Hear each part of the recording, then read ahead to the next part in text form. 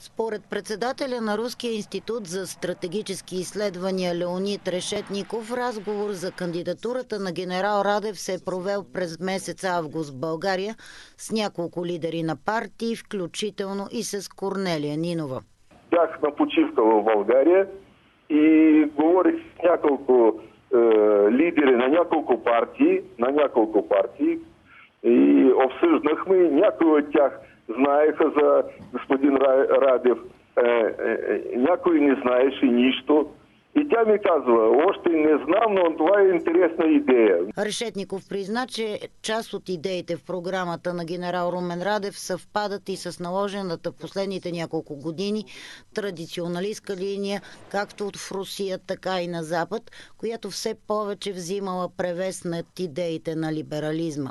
Все пак само действията на новия български държавен глава едва ли ще са достатъчни, за да сближи Русия и България, допълни Решетников. Политици винаги говорят едно, после правят друго. Но за сега, ако така продължи, той може да изигра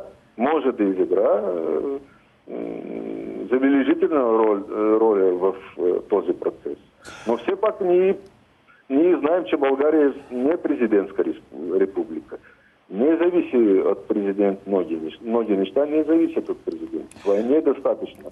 Трябва формиране на едно правителство, което в бъдеще не може да направи такива неща, като да се откаже от Южен поток. Казаното от Леонид Решетников опровергава думите на Корнелия Нинова, че няма външни влияния при избора на генерал Радев за кандидат на левицата, коментира бившият български посланник в Москва Илян Василев. Тоест това пряко оборва нейното твърдение, че не е обсъждала кандидатурата на президента с господин Решетников. Това индиректно казва, че на нея е внушено това нещо. Да не влизаме в детайлите, защото ние с вас не сме присъствали на тази среща, но съвсем спокойно могат да се направят някои изводи, които никак не са утешителни за степента на влияние. Според Илян Василев, така наречената хибридна война е в разгара си.